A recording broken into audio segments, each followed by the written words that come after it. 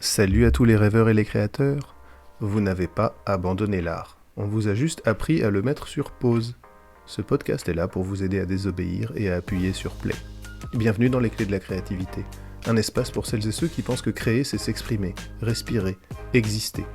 Un vendredi sur deux, vous entendrez la voix d'un artiste, d'une créatrice ou d'un agitateur culturel. On parle d'inspiration, de doute, de parcours, de tout ce qui rend la création vivante et essentielle. Envie de nous suivre aussi entre les épisodes ? Direction Instagram, TikTok ou LinkedIn, les clés de la créativité tout simplement. Ici, on ne vous demande pas d'être parfait, juste d'être vous-même. L'épisode commence. Bonne écoute. Aujourd'hui, je reçois Monika Zvierkos. Monika est une peintre hyper réaliste. On se trouvait au café Librairie à Saint-Jacques, et du coup, il y a un peu de fond sonore. L'enregistrement est de bonne qualité, mais c'est probablement le dernier que vous allez entendre avant longtemps sur les clés de la créativité. Donc profitez-en bien et bonne écoute. Monika, bonjour. Bonjour. Bienvenue bonjour dans les Thomas. clés de la créativité. Merci. Ça me fait plaisir de t'avoir là. On va commencer, je voudrais que tu nous parles de ton parcours et qu'est-ce qui fait que tu as eu envie de devenir artiste. Je pense que c'est une question que je ne me suis pas posée. Ouais. Pourquoi je ne me suis pas posé cette question ? Parce que ça se fait naturellement.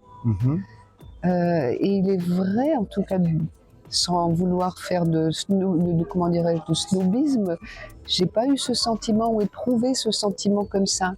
Ce que j'éprouve, c'est pas le nom, N-O-M, c'est pas ce terme, mais c'est le besoin de dire autrement qu'avec la parole, qui est intéressante, mais au travers de la couleur, au travers de la peinture, voilà, puisque c'est mon médium, c'est ma manière d'expression. Le mot artiste, je l'entends donné par d'autres. D'ailleurs, je dis pas je suis artiste peintre, je suis peintre. D'accord. Tu te définis pas comme une artiste. Si, d'une certaine façon, oui, parce que c'est le terme employé, étant donné que c'est de la création. Alors, je l'accroche à ça. Mais quand je parle de moi, je dis je suis peintre. Mais peintre comment ? Donc j'explique. D'accord. Donc en fait, le terme peintre qu'on réserve d'ordinaire aux peintres en bâtiment ou à des peintres de travaux manuels, c'est ça qui te définit plutôt qu'artiste dans ton appréciation à toi. Ah bah, là, tu me poses dans mes retranchements parce qu'il y a une jolie contradiction qui naît, ou en tout cas un oxymore, je sais pas. Mais je suis prise entre le non-dire et le faire. D'accord. Donc tu exerces comme une artiste, Ouais. tu travailles comme une artiste, mais tu dis pas. Non, je dis je suis peintre, je dis, ou je dis pas d'ailleurs, ça dépend. C'est pas quelque chose que je déploie ou que je déplie naturellement. Donc je vais te poser la question différemment. Est-ce que c'est ton activité principale et l'activité qui te fait gagner ta vie ? C'est mon activité principale. Qu'elle me fasse gagner ma vie, On n'y est pas encore. J'ai encore quelques temps devant moi. Ok. Du coup, est-ce que tu considères que le fait de travailler en tant qu'artiste peintre, c'est différent de travailler en tant que peintre ? Je pense pas, au final. C'est parce que je ne le nomme pas. Donc c'est une question de convention, en fait. Oui, il y a peut-être presque comme une pudeur entre moi et moi aussi. D'accord. Ok, c'est mignon. Alors, dans le style que tu développes, l'ultra-réalisme, c'est pourquoi avoir choisi ce style-là et cette particularité-là ? D'autant plus que tu le fais pas sur des petits formats, tu le fais sur des grands formats. Et explique-moi ça. Je peux te l'expliquer, mais le terme ultra-réalisme, je l'entends par toi, alors que je connaissais moi le terme hyper-réalisme et photoréalisme pour les Américains. Pourquoi ultra ? Parce que je crois que l'ultra-réalisme, c'est un terme qui est utilisé pour la vidéo, il me semble, quelque chose comme ça, plus technologique. Moi, je suis encore avec des pinceaux que j'aiguise, si je puis dire. Tu aiguises des pinceaux ? J'aiguise les pinceaux avec le regard. Parce qu'en fait, c'est ça, c'est que je travaille avec des pinceaux de plus en plus petits, avec des grands formats, mais des petits pinceaux. Ah, c'est ça, on reviendra sur la méthode tout à l'heure, parce que j'ai des questions à ce sujet-là. Oui, mais oui, avec plaisir. Et du coup, qu'est-ce qui t'a emmené, alors on va dire hyper-réalisme, qu'est-ce qui t'a emmené vers ça ? Eh ben, un artiste notamment, que j'ai été admirée, je crois que c'était au Louvre à l'époque, il y a longtemps, fin des années 80, 89 peut-être, allez, on va dire 89, il me semble que c'est 89, et qui s'appelle donc Jacques-Louis David. D'accord. Et j'ai été fascinée par une chose en particulier, une toile, une œuvre en particulier, dont le souvenir, en plus, quand je l'évoquais auprès d'autres personnes, j'évoquais cette toile, je la voyais comme un marine ou alors un portrait, alors qu'elle est tout en hauteur. Hein. Pourquoi ? Parce que je me suis sentie projetée dans la toile. J'étais vraiment le témoin de ce qui se passait. Je suis restée fascinée devant cette toile, c'est le portrait de Lavoisier. Donc en fait, Lavoisier ne m'a pas plus intéressée que ça, encore moins son épouse, pardon, mais plus tous ces objets qui étaient là, ce velours posé sur cette table, ces cornus, ces tubes à essai, cette matière qui vivait là, qui décrivait finalement par le biais de leur présence tout ce que pouvait être cet homme qui était Lavoisier. Et ça m'a fascinée. Entre autres, le second tableau était aussi La mort de Marat, bien évidemment, parce que là on entre dans une technique qui est un petit peu plus trompe-l'œilliste. Ouais. Et que le trompe-l'œil a des règles, hein, avec un fond, etc. Et j'ai trouvé tout autant intéressant. Voilà, donc je suis partie de ce postulat, si je puis dire, en tout cas de cette rencontre. C'est une vraie rencontre. Ouais. Une vraie rencontre. Postulat, c'est un peu trop. Une vraie rencontre. Et donc, ces deux toiles t'ont fait te dire... je vais maintenant, moi, faire ça. J'ai grandi avec ça en moi. C'est un petit peu comme quelque chose qui se développe, une graine qui est là posée et qui va gentiment se développer, ou pas gentiment, peu importe. Donc c'est mûri progressivement, donc ça veut dire que tu as fait autre chose avant. Ben, ça veut dire que je peignais, j'écrivais beaucoup. D'accord. Je peignais et j'ai eu le sentiment, pardon, hein, je bégaye un petit peu, je suis une émotive, j'ai eu le sentiment de nouer quelque chose entre l'écriture et la peinture. Ah, c'est intéressant. L'écrit-peintre, quoi. D'accord, donc ça, c'est effectivement, j'entends bien ça, parce que l'hyperréalisme, en fait, c'est extrêmement descriptif. Oui. Ta peinture, on comprend tout de suite ce qu'on voit.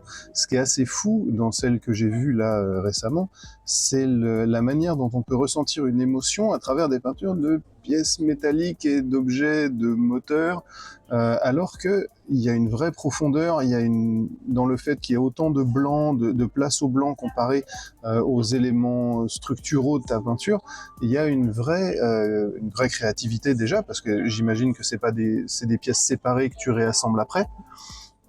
Et du coup, qu'est-ce qui génère, qu'est-ce qui va chez toi faire en sorte que tu te dis je vais peindre ça, et tu cherches une émotion derrière, ou explique-moi un peu ce que tu fais dans ton processus de création. J'éprouve une émotion. J'ai éprouvé une émotion quand j'ai pris en photo mon premier moteur de tracteur. D'accord. Parce que je l'ai immédiatement, ma pensée, mon cerveau a immédiatement photographié quelque chose qui était l'essentiel pour moi des pièces que je voyais, que j'ai photographiées, et c'est la raison pour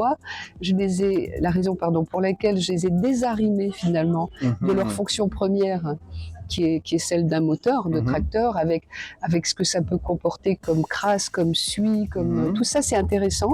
Je le garde, mais ça peut devenir aussi très rutilant, et en le sortant de son bloc moteur et en le faisant flotter comme ça dans un espace blanc, ça devient des mécaniques célestes.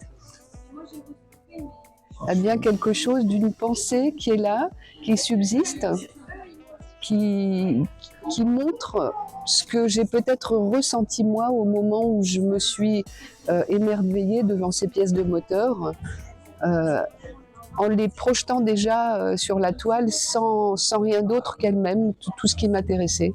Les liens, en fait, ça enferme pour moi une très forte symbolique. Il y a beaucoup, beaucoup de symboles là-dedans. Oui, j'en vois, et tu parles de liens, effectivement.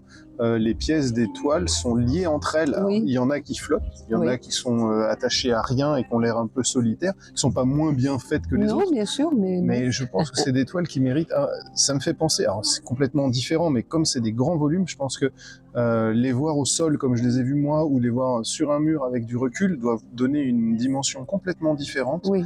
Et ça me fait penser dans l'image je pense qu'on se perd dans le vide plutôt que dans la toile elle-même. Et que ça me fait penser à du Rothko, en fait. Alors, c'est très éloigné en termes, mais j'ai vécu le truc que tu m'as décrit avec la toile de David. C'était Jean quoi David ? Jacques-Louis David, avec un Rothko. où je me suis complètement perdu dedans. Voilà. Et on se fait envahir par ces toiles grand format, on a l'impression qu'on est complètement englobé, et on perd pied en fait, on sait plus où on est, ça fait respirer fort et ça fait battre le cœur, et puis on s'en va et on garde la puissance du truc. Ce que tu fais là m'évoque la même chose, parce que on se rend pas compte à voir des images, faut le voir en vrai, un tableau faut le voir en vrai, avec les couleurs, la manière dont tu amènes par touche, le côté lisse, le côté rugueux, le côté crasseux, les engravures, les bosselages, vraiment il faut voir les tableaux, et ça mérite vraiment de s'y arrêter. Je vais vouloir en voir d'autres, hein. Mais c'est donc du coup tout ça amène je vois une grande ouverture, et je vois une grande liberté, parce que travailler sur du si grand avec des si petits gestes, c'est que tu dois avoir quelque chose dans ta tête qui garde la composition en permanence. Et du coup, comment tu tiens ça ? Comment est-ce que tu fais pour tenir la compo en permanence ? En fait, c'est méditatif comme activité. C'est très méditatif, puisque comme je travaille avec des instruments, des pinceaux qui ne sont pas très grands, j'ai des double zéros, j'ai des choses très très fines. C'est un petit peu comme si je me dessinais finalement. Pour moi, je parlais d'écriture tout à l'heure. Et je ne suis pas dessinatrice, hein. En tout cas, je n'aime pas ce sentiment non plus. Alors comment je fais ? Eh bien, j'ai le sentiment d'entrer dans la matière, d'être cette matière et d'exprimer cette matière. D'entrer dans la rugosité, dans le brillant, d'être réellement le témoin direct avec le moins de, de recul possible. Le recul vient après, quand c'est terminé, c'est terminé. Alors ça, c'est un autre truc qu'on viendra, c'est quand est-ce que tu considères qu'une toile est finie ? Parce que c'est compliqué comme truc à se dire, bon bah, ça y est, aujourd'hui, j'ai fini mon tableau, alors que ça fait quoi, un mois et demi que t'es dessus ? J'imagine que c'est très long de peindre ça. C'est assez long, oui, ça peut même prendre 2 mois, ça dépend, le temps se compte pas, hein, faut pas... Je pense que c'est la raison pour laquelle, d'ailleurs, c'est un petit peu être hors de comment dirais-je, dans une marge, que de travailler... très lentement, avoir le temps, mais c'est pas une lenteur en fait, c'est une avancée, c'est une oui, ça se fait, c'est un peu comme un tissage. Ah, j'aime bien le parallèle. La trame d'une vie est faite de ça aussi, nos expériences, nos éprouvés. Pour moi, c'est la même chose, hein. Il y a une résonance très forte entre... Tu projettes ça dans la toile, en fait. Oui, exactement. Mon ressenti, ce que je peux avoir éprouvé, se passe à travers cette matière, quoi. Je me sers finalement de cette matière pour exprimer tout ça.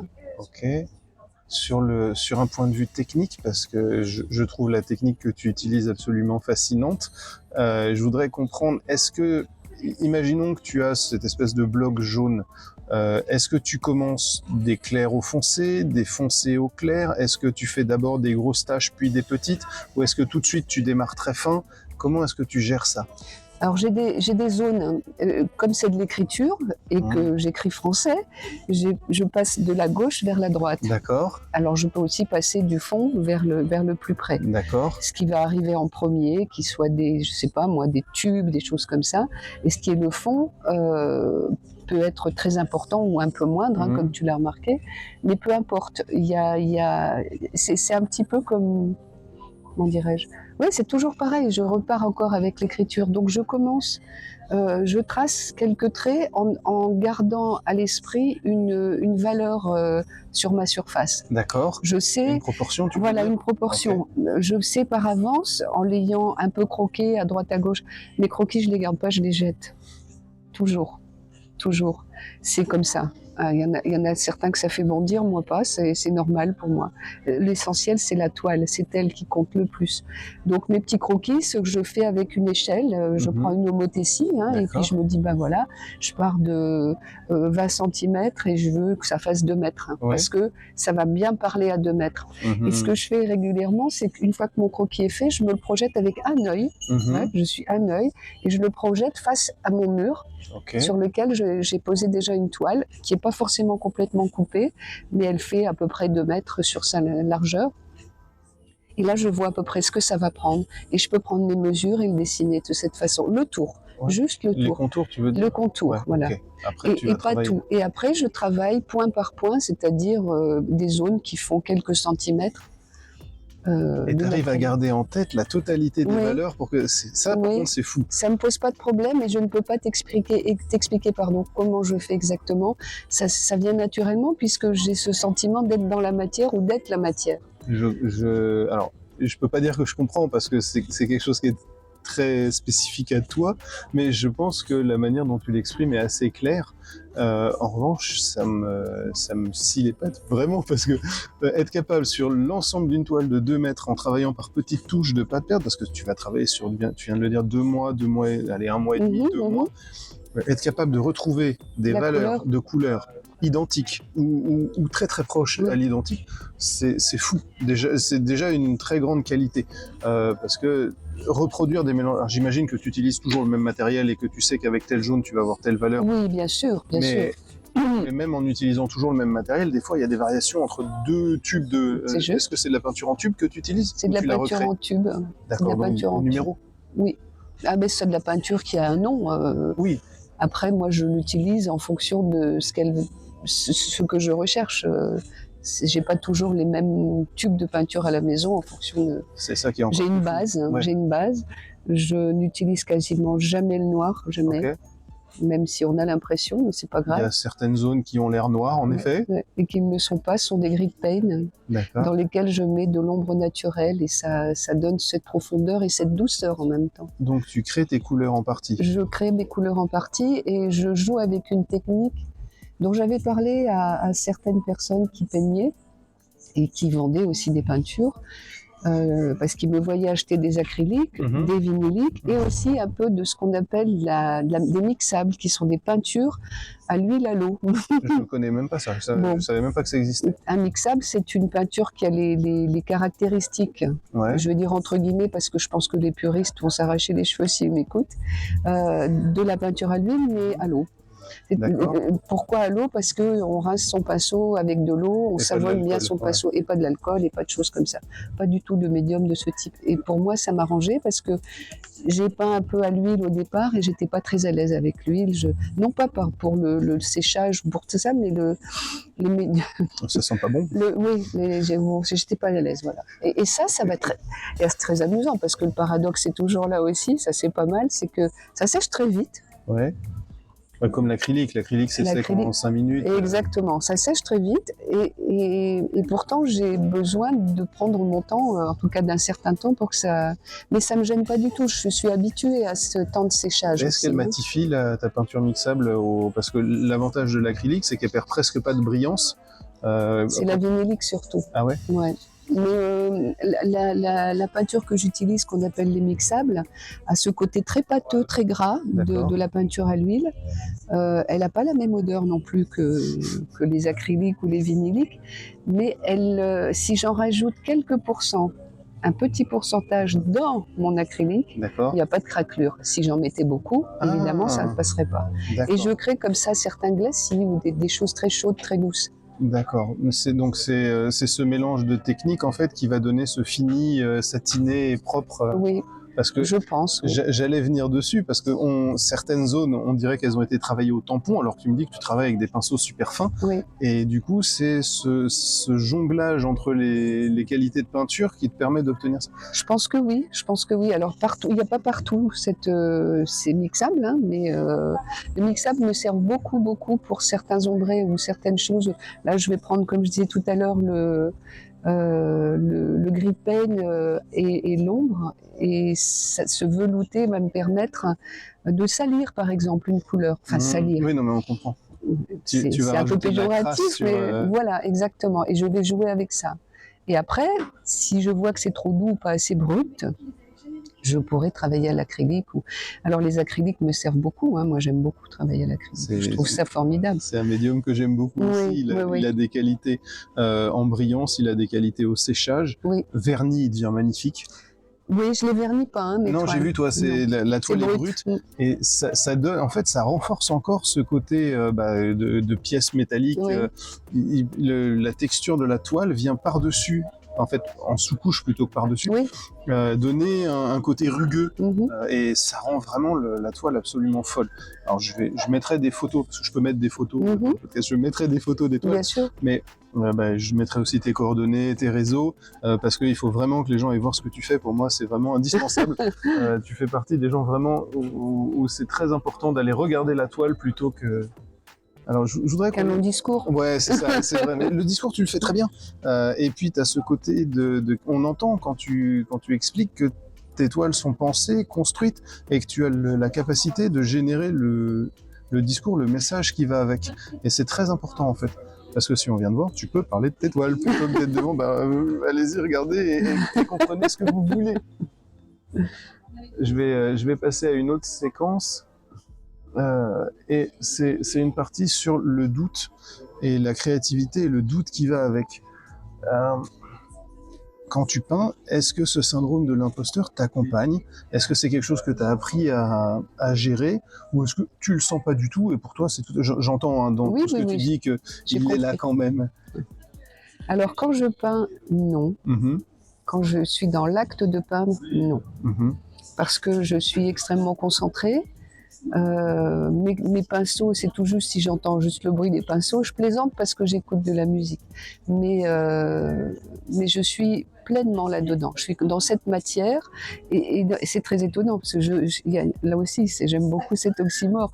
Je plane, je flotte, je suis moi-même désarrimée dans la matière. C'est pas inintéressant parce que d'un côté on a l'effet matière et de l'autre je me sens vraiment portée par tout ça. C'est léger, c'est fluide pour moi. Je reviendrai dessus parce que c'est un point super important en termes de créativité. L'état que tu décris là, c'est un état qui est conscientisé comme étant l'état de flow. Et visiblement, je vais reprendre ça parce que c'est un coup de fil, je vais ressonner.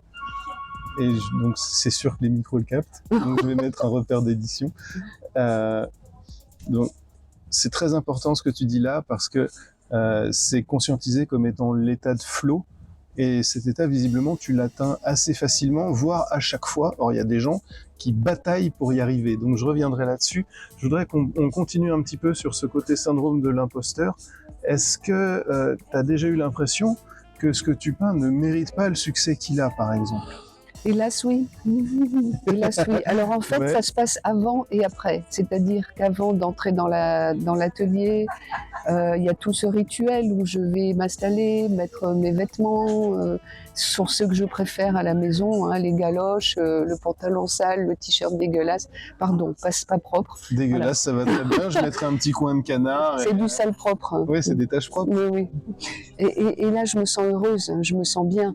Mais il faut que tout soit prêt autour de moi. Hein. Je t'expliquerai, il y a tout un rituel. Mais pour moi. J'attends l'explication du rituel parce que ça fait partie de choses dont je parle dans mon bouquin. Donc ça me fait vraiment bizarre d'entendre ça et de voir que je tape juste. Vas-y. Donc tu ritualises en fait. Oui, c'est ritualisé. Est-ce que tu ritualises jusqu'à la disposition de tes tubes de peinture, de tes pinceaux avant de commencer? Pas vraiment. Mais presque. Parce que ce que tu me dis là me fait prendre conscience de certains gestes que je peux avoir avant, en amont. Mais c'est mon sas pour rentrer. De décompression ou de compression, je ne sais pas, mais c'est mon sas. C'est celui qui me permet de me mettre dans cet état-là, où je vais m'asseoir, où là je vais être bien, je vais être posée ou debout, ça va dépendre de où je travaille sur la toile. Et là, voilà, ça y est, tout part. J'ai tout à côté, hein, comme un chirurgien avec ses outils à côté, ou le garagiste, hein, c'est pareil. Tout doit être là à côté. Si je dois me lever pour aller chercher une chose, ça coupe quelque chose. Ouais, ça sort. Il faut y revenir à chaque fois, donc voilà. Mais j'y reviens très vite, hein, parce que cet état-là, je le lâche. C'est une douleur, par exemple, si quelqu'un m'appelle, quelqu'un de proche qui a besoin de me parler à ce moment-là, c'est une grande douleur. C'est insupportable. Et j'ai tendance à répondre malgré tout. Donc c'est moi, toujours... j'en vois bouder. Moi, quand j'en suis là, j'en vois j'ai bouder. Pas encore appris ça. C'est pas possible.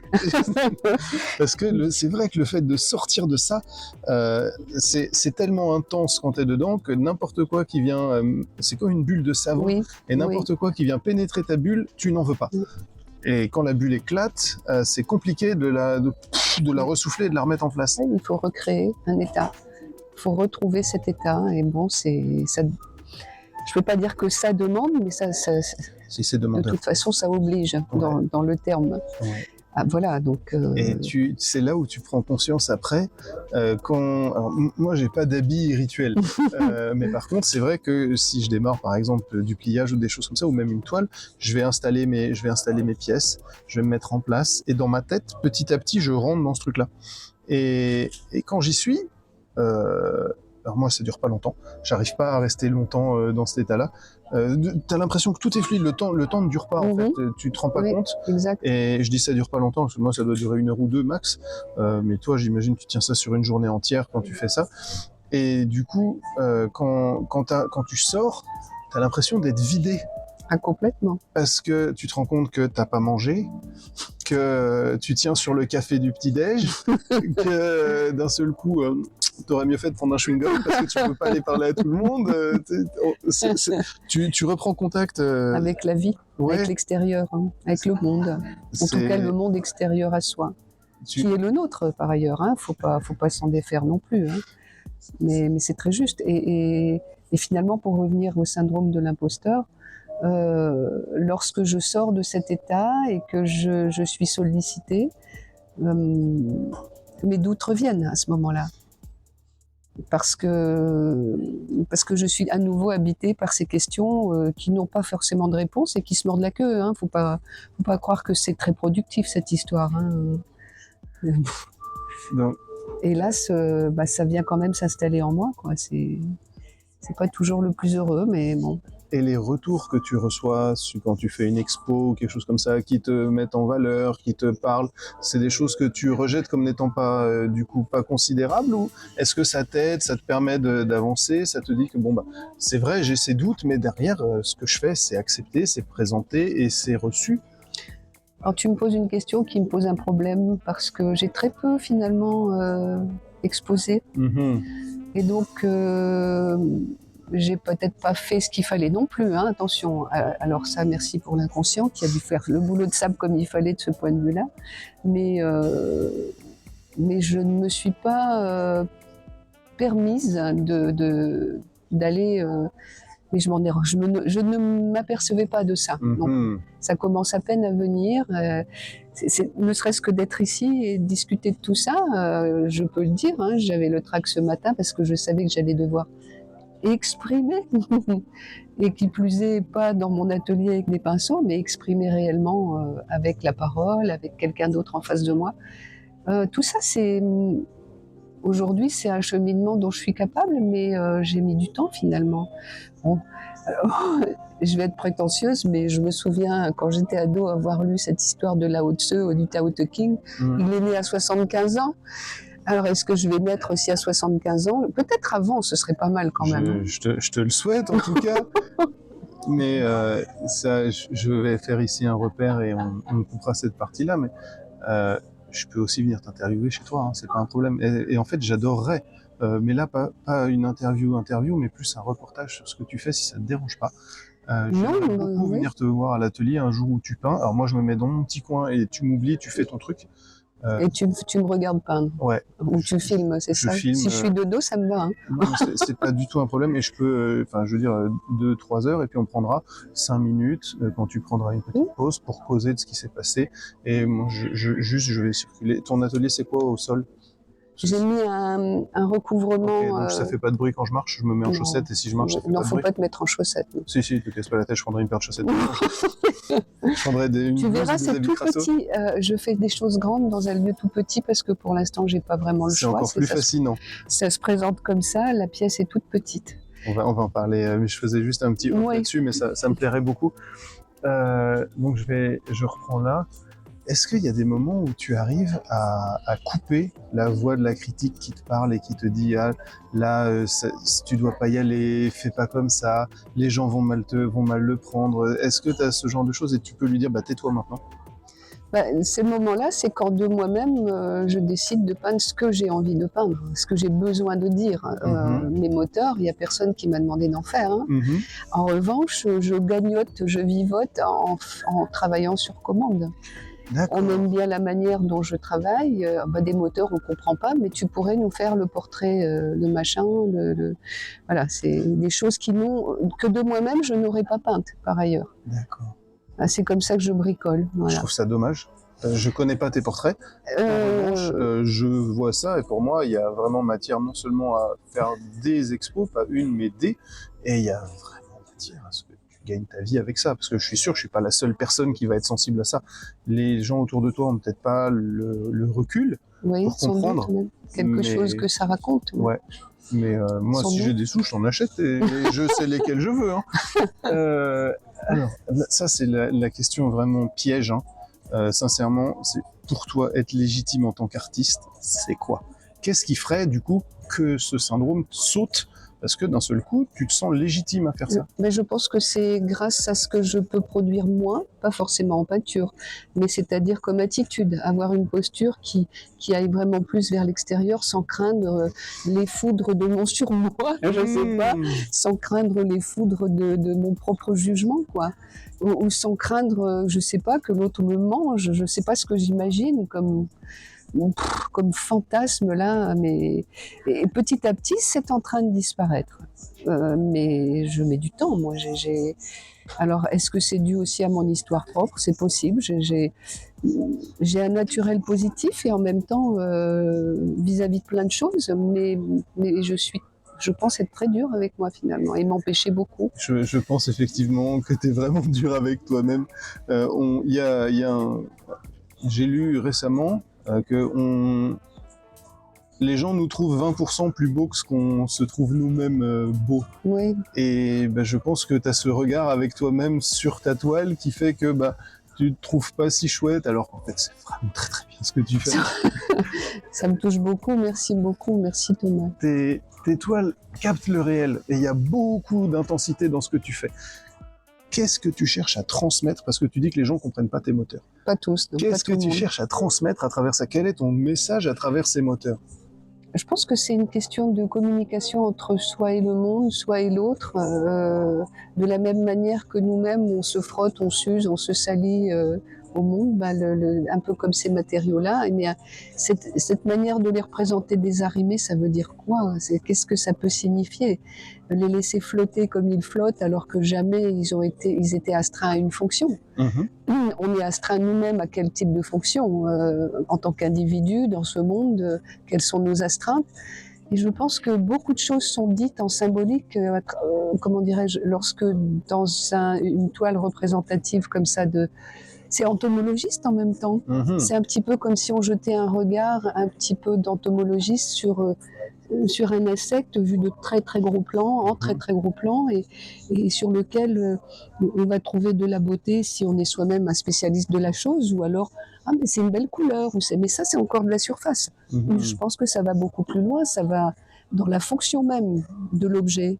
J'y vois effectivement plus un côté anatomiste que entomologiste, et je vois plutôt des organes liés, mais un côté mécanique, et du coup moi j'y vois une espèce de métaphore d'un corps et pas directement En fait, si on regarde, on voit effectivement des pièces métalliques, des tubes, des tuyaux, avec de l'usure, avec une patine, le temps à passer dessus. Mais en même temps, il y a ce côté un petit peu organique dans la représentation générale. Très juste.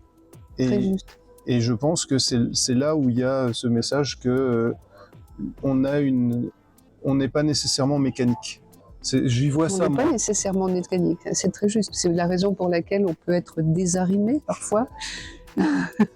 C'est un mot qui revient en boucle. Là. Mais il y a aussi une question, les pompes, la pompe à huile, le cœur, les expressions du cœur, donc l'affect, l'affection, les infections, etc., etc. Mais c'est très juste, parce que la première toile de cette série, jaune, que tu as vue, elle a été peinte dans un moment douloureux, un passage dans ma vie qui était très douloureux, et je l'ai exprimé de cette façon. J'ai eu besoin même de sortir de quelque chose de cette façon, de cette relation, de cet état douloureux. ça m'a permis de verser sur cette toile quelque chose que je n'ai plus besoin de porter peut-être aussi. Okay. Et rouge? Parce que rouge, c'est beaucoup plus compact, c'est moins désarimé. C'est moins désarimé, mais pas tant que ça, puisque le fond est toujours là, bien blanc. Bien blanc, bien blanc. Ok. Je vérifie juste que ça tourne toujours, j'ai vraiment la trouille. Une fois, j'ai tourné 20 minutes avant de me rendre compte que c'était pas lancé. Que ça tournait plus, oui, tu as raison. Est-ce que... Alors du coup, parce que ces pièces-là que tu fais avec ce détail ultra réaliste, est-ce que tu travailles d'après photo ? Ou est-ce que c'est des choses qui sortent de ta tête et tu dis le tuyau là je vais le faire comme ça, ça c'est pas chromé mais je vais le chromer, etc. Oui, ça arrive. Oui, ça arrive, bien donc sûr. Tu joues avec les éléments. Mais je commence à me le permettre, c'est-à-dire que la première, je l'ai quasiment collée. J'ai pris les éléments, j'avais certainement besoin de faire connaissance avec cette matière-là et à savoir en jouer, quoi. Aujourd'hui, la dernière toile dont je me suis séparée, Orange, elle s'appelle Orange, peut se lire d'ailleurs dans les deux sens, à l'horizontale et à la verticale. Je sais pas si tu la visualises ou pas, peu importe. Celle-ci, je lui ai rajouté de la tuyauterie qui n'a pas lieu d'être. C'est-à-dire que c'est un moteur qui n'existe pas dans la réalité. C'est pas possible que ça fonctionne, mais on s'en fiche. En revanche, la toile fonctionne et raconte quelque chose toujours. Et on dirait d'ailleurs un tête-à-tête. Ça me dit rien, alors je visualise pas Orange, mais je regarderai et... Je l'ai peut-être pas mise non plus, parce que je suis pas particulièrement douée pour... Il va falloir, je vais m'y mettre. Je promets maintenant ici de m'y mettre rapidement et de nourrir Instagram de réels travaux et non pas de le laisser en friche comme je le fais, parce que l'assolement triennal, ça va bien, quoi. Si je le laisse comme ça, il va pas se passer grand-chose. Okay. Est-ce que, alors plutôt je vais dire ça comme ça, qu'est-ce qui déclenche l'envie de peindre? Parce que j'ai compris que c'est un processus que tu matures sur de longs mois quand tu travailles, mais j'imagine aussi que tu matures avant de peindre. Et du coup, est-ce que tu te lèves pas, ça te prend pas comme un truc qui te gratte le matin en te disant je vais faire ça? Donc qu'est-ce qui motive le fait d'aller peindre une toile? Ce sont des pensées qui viennent à moi et qui, en même temps, fournissent le premier élément, qui sont les échos de pensée, avec des jeux de mots en général. Il y a quelque chose de mots, M-O-T-S, qui m'amusent les uns contre les autres et qui vont former déjà une image après. Donc cette image, je peux la retrouver dans un thème, notamment, je crois que j'en ai pas fini avec les moteurs, j'en ai pas fait assez pour moi parce qu'il y a beaucoup à dire encore. D'autant que c'est intéressant parce qu'on arrive dans une ère où on parle d'électrique, où on parle de l'éolien, et là ces moteurs qui sont merveilleux, ont tellement de choses à dire, cette résonance des matières, le laiton, etc. Donc tout ça me fascine énormément. Et je peux me servir de ça pour créer, pour continuer de créer. J'ai une affection, moi, toute particulière pour les engins de chantier, mais les gros engins qu'on voit au bord des gares, tu sais, où tu te demandes comment ça se fait qu'il y a tant de tubes, tant de tuyaux, tant de vérins avec de l'inox qui dépasse. Et j'y vois une vraie poésie, en fait, dans ces engins qui sont pensés et construits pour travailler. Et ils n'ont pas d'autre utilité que le travail. Et en fait, ça donne une vraie poésie pour moi à l'engin de travail. Et c'est vrai que les moteurs, je pense notamment, moi j'ai toujours une petite pensée pour mon papy, et les moteurs d'avion, les moteurs de Spitfire. J'ai eu la chance de voir des capots de Spitfire ouverts, c'est des mécaniques absolument folles. Et il y a il y a une vraie poésie dans le fait que des gens ont travaillé pour créer ça. Et j'apprécie beaucoup Je comprends très bien ça. Je comprends d'autant mieux que je peux passer beaucoup de temps à scroller, comme on dit, sur des images de moteurs. Là, j'étais dernièrement sur la de Dion-Bouton, avec le laiton intégré. C'est merveilleux, c'est d'une beauté, c'est d'un raffinement. Mais aussi parce que je sais que je peux m'en servir pour raconter une histoire. Ça me nourrit. C'est pas juste qu'un moteur là qui sert et qui a servi. C'est que ça va au-delà. C'est que ces objets sont, sont récupérables à loisir et gardent leur beauté. Voire, je me permets de dire que je vais magnifier quelque chose de ça. Il n'y a pas de raison de ne pas te le permettre. On sent que doucement, l'imposteur, tu lui as pissé. Oui, peut-être aussi, oui. Il est temps qu'il se noie. Mettre la tête sous l'eau, c'est bien. Alors, là, on va venir un petit peu sur une partie où tu as déjà plusieurs toiles, plusieurs tableaux autour de ça. Alors, j'ai une question particulière. Combien t'en as peint de cette série de moteurs en tout aujourd'hui? 5. 5. Ok. Pour pouvoir exposer autour de ça, il t'en faudrait encore au moins 5. Et ça, ce serait... demain, j'ai une possibilité. Les 5, je les peins nuit et jour, il n'y a aucun problème. Okay. C'est ça le bonheur aussi. Oui. Après, je ne sais pas si le fait d'en peindre 10 d'un coup en plus déjà ça va te prendre un temps. Oui, c'est une surproduction, je plaisante. Et voilà, tu risques de te sentir. Alors, il va probablement se produire un autre phénomène qui est j'ai plus d'idées. Parce que tu prends le temps de maturer, c'est vrai, mais quand d'un seul coup tu dois en sortir, parce que l'expo elle est dans 3 mois, j'en ai 5, il m'en faut 10. Là, ça va être compliqué, et tu risques de te perdre en fait, et de gâcher l'authenticité qui est là. Mais en revanche, avec une dizaine de toiles disponibles, on peut commencer à envisager une série et une expo présentable. Et quelque chose qui vraiment, je veux dire, c'est des toiles impressionnantes, avec une belle mise en scène. Je pense que tu peux vraiment faire venir du monde. Et alors, aujourd'hui, dans cette série de toiles-là, t'es la plus fière de laquelle? Moi, je les aime toutes, fières. Je les aime toutes parce qu'elles ont quelque chose. Comment? Je te demande pas est-ce que tu les aimes toutes. Je contourne la question, oui, j'élude. C'est ça. Laquelle te rend la plus fière? Parce que c'est un aboutissement de quelque chose. Voilà, tu sens que là, il y a un cap. Par exemple, ou quelque chose qui fait que quand j'ai réussi à terminer celle-là, c'est difficile, hein. Ouais, j'ai une doute. Ouais. Plus fière de l'une comme de l'autre, je suis pas sûre. Après, une mère aime tous ses enfants. C'est ce que j'allais te dire, mais j'ai pas osé. En fait, oui, on les aime pour différentes raisons, mais on les aime. On n'évalue pas le degré c'est pas compté en points, mais je les aime toutes pour ce qu'elles ont raconté, ce qu'elles racontent encore quand on les déroule, et ce qu'elles peuvent raconter à celui qui va regarder, qui va, lui ou elle, ressentir autre chose que moi. Ce qui est formidable, c'est qu'en fait, c'est loisible, c'est utilisable à merci en fonction de qui nous sommes. J'aime bien, j'aime bien cette phrase. Qu'est-ce que tu veux justement, alors tu viens d'en parler un petit peu, mais qu'est-ce que tu aimerais qu'on ressente face à tes toiles? Mais est-ce que c'est prétentieux, ça, aimerait qu'on ressente? Ouais, mais il y a un message, il y a quelque chose qui passe dans ce que tu fais. Il y a un message qui est celui peut-être de faire bouger en chacun de nous cette belle, cette lumière, comment dirais-je, ce ressenti profond, ce que nous sommes, quoi, notre flamme intérieure. C'est un petit peu ça, notre cœur qui bat. C'est la vie qui est en nous. La vie qui est en nous. J'aime bien aussi parce qu'effectivement, j'ai l'impression que c'est ce que représentent tes tableaux. Alors, celle-là, je sais pas si tu vas arriver à répondre. Celle-là, je suis pas sûr que tu vas arriver à répondre. Je vais te la poser quand même. Si tu avais un seul conseil pour un artiste qui doute de sa légitimité, qu'est-ce que tu lui dirais? Eh ben, je lui dirais qu'il faut ne jamais oublier d'être un peu inconscient. Ok. Se laisser accompagner par une dose d'inconscience permet d'activer réellement quelque chose, des processus, de bouger.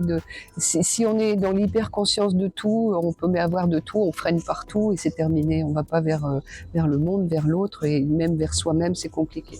Donc c'est de garder cette petite part d'inconscience qui est importante. Peut-être la même que l'on peut avoir quand on désire avoir des enfants. On n'est pas toujours conscient des résultats. Surtout, tu les contrôles pas du tout, les résultats. Voilà. Et c'est ça qui est beau, au final, je trouve. Est-ce que... J'ai réussi à répondre. Je trouve que ta réponse est très, très, très bonne. Est-ce qu'il y a un projet ou une envie en peinture que tu n'as pas encore réalisé et dont tu pourrais parler?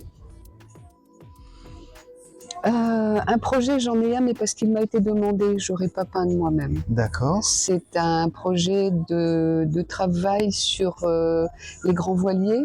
Donc, comme j'aime beaucoup les close-up, les gros plans, parce que je trouve que c'est tellement lessivé de tout le reste qu'on se retrouve dans un hyper-réalisme qui est presque à la limite de l'abstrait, parce que voir de très très près une vis ou que sais-je, où la matière est exprimée de très très près, c'est un petit peu comme quand on grossit. C'est un objet, zoom très puissant. Voilà, très puissant. Bon, alors c'est amusant, mais je trouve ça beaucoup plus ludique que quand je travaille sur des moteurs. Voilà. Alors, mon désir est de continuer vers ça, et peut-être que ces moteurs m'amèneront ailleurs d'ailleurs. Je ne pense pas en avoir fini, comme je le disais, avec eux. Je ne pense pas non plus que tu en as fini, parce qu'il y a tellement de choses à dire autour de ça, et puis tu l'exprimes très bien. Merci.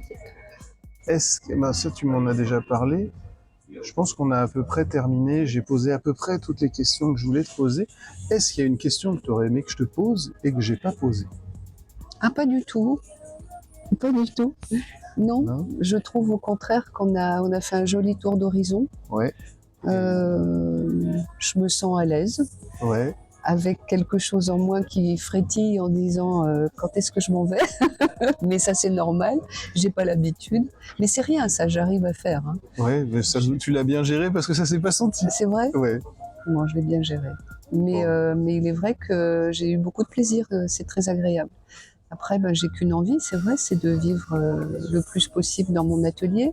Or, les choses de la vie ou les expériences de chacun, notamment les miennes actuellement, font que je dois passer du temps ailleurs, un peu autrement. Et c'est aussi un petit peu une douleur à chaque fois. Même si c'est très égoïste, mais en même temps. En même temps. On reprend avant, c'est très égoïste, tu peux reprendre avant. Avant maintenant? Non, tu peux reprendre avant, tu peux reprendre ta phrase à c'est très égoïste. C'est très égoïste. Pourquoi? Parce que mais c'est judéo-chrétien de dire ça.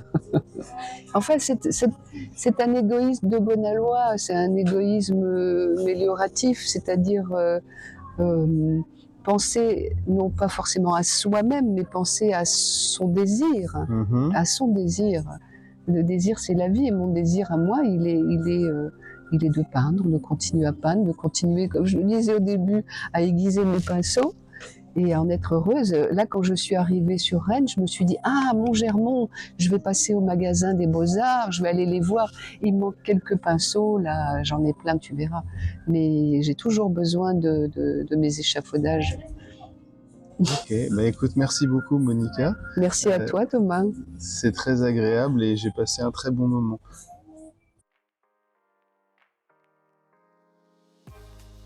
Merci beaucoup pour le temps que vous venez de consacrer à cet épisode. J'espère que vous avez eu autant de plaisir à l'écouter que j'en ai eu à le réaliser. Et si vous voulez continuer l'aventure avec nous, vous pouvez également nous retrouver sur YouTube, j'avais oublié de vous le dire en intro. Très bonne journée, on se retrouve dans 15 jours pour un nouvel épisode.